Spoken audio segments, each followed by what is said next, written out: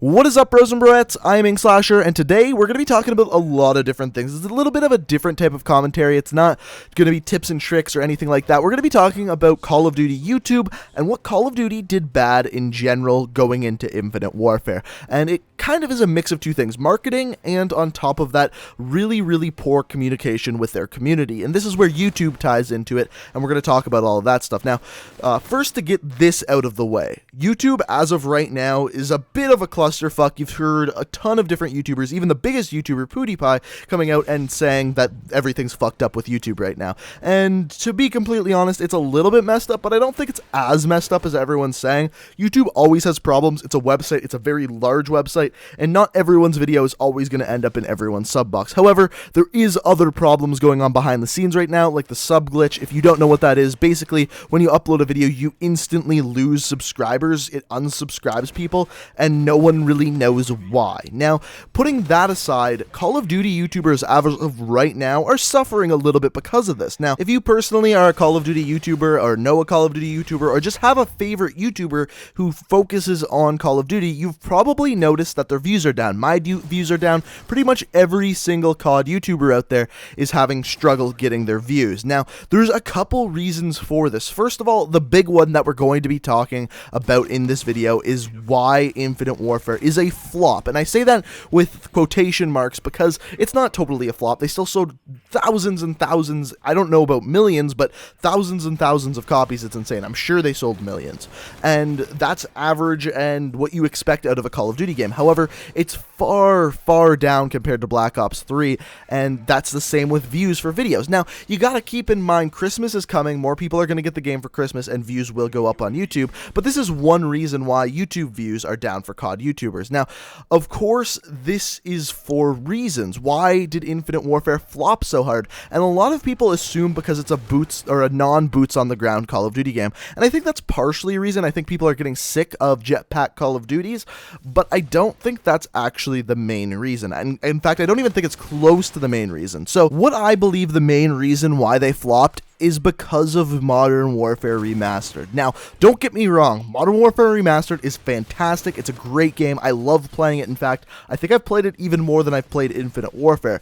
But there's so many problems with how they did this, and I think it's why Infinite Warfare was such a flop, if you want to call it that. Now, why do I say this, and where is my proof for this?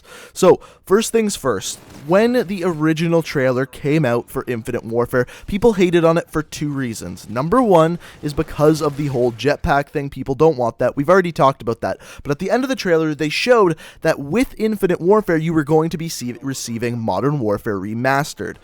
This is great, and this would hype people up, but then they were pissed off when they found out that the only way they could get this game was with Infinite Warfare. This was another reason why that video on YouTube, as of right now, has 3.3 million dislikes. So those two reasons put together make for a very large problem for Infinite Warfare and for Infinity Ward. Now, how could they have fixed this? Well, first things first, they released Modern Warfare Remastered without all of the maps. This very clearly shows that Modern Warfare Remastered wasn't planned to release with Infinite Warfare, or at least at one point wasn't planned to release with Infinite Warfare. The reason why I say that is because you'd think they'd release the whole game all at once as a whole, not release 10 maps and then later on release a little bit more. It just doesn't make any sense to me why they would do that. So moving forward, why did they do that? Well, my belief is that when they found out that everyone was so against jetpacks leading up to the original trailer of Infinite Warfare, they said, okay, we gotta do something to get these people to like this video. And what they did is included Modern Warfare Remastered in there, but it backfired. It backfired so goddamn hard. Now we're looking at it like this. When Infinite Warfare was released, 2 Call of Duty games were coming out instead of 1. This doesn't improve the community. It doesn't make the community larger. It does, in a way, sell more copies of the game, but you're splitting your community amongst 2 games.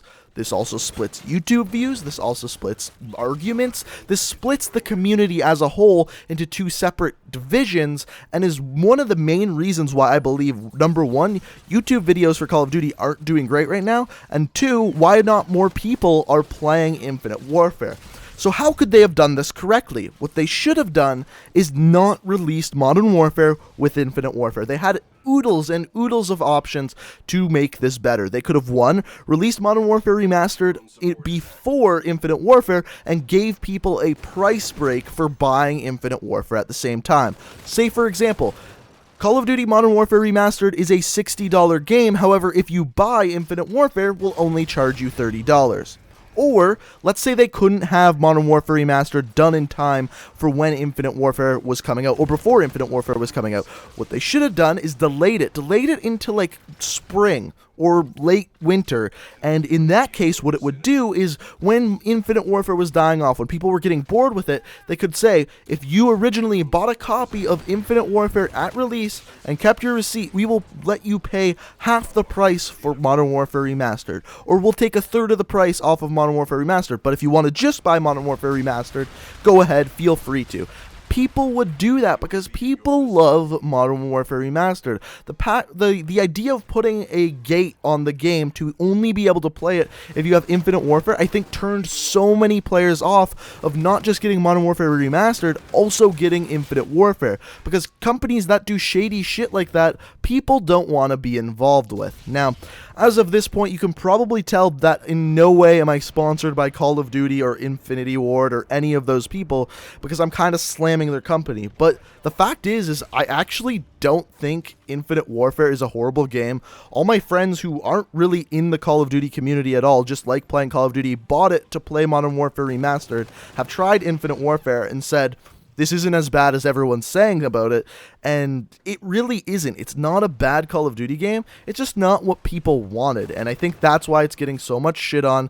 And then the whole Modern Warfare Remastered coming out at the same time took half of the audience away from Infinite Warfare, and they're now playing Modern Warfare Remastered. I really do believe that releasing Modern Warfare Remastered at the same time as Infinite Warfare was the biggest mistake Infinity Ward could have made. They should have either released it earlier, before Infinite Warfare came out, or wait till when people got bored of Infinite Warfare, then released it later on. Then they would have people playing Call of Duty year-round. Also, what they would be able to do is release 2 Call of Duty games a year. The new Call of Duty game in November, and the remastered Call of Duty game in the spring. So, what I'm getting at is Infinity Ward, fire your whole marketing team, hire me. My way makes way more sense in my opinion, but you guys can let me know down in the comment section below. I know this is very opinionated, and you may disagree with me, you may think releasing them at the same time is better, but I don't. I really do think it really divided the Call of Duty community, and they should have found a better way around it. They could have made it so that they could market future remastered games, and I don't understand why they didn't do that. But let me know what you think down in the comment section below. Do you disagree with me? Do you agree with me? Do you hate me for saying this? I don't know. Let me know down in the comment section below. If you enjoyed the video and want to see more kind of just rant videos like this, hit that like button. That's how you can let me know that you enjoy this type of video.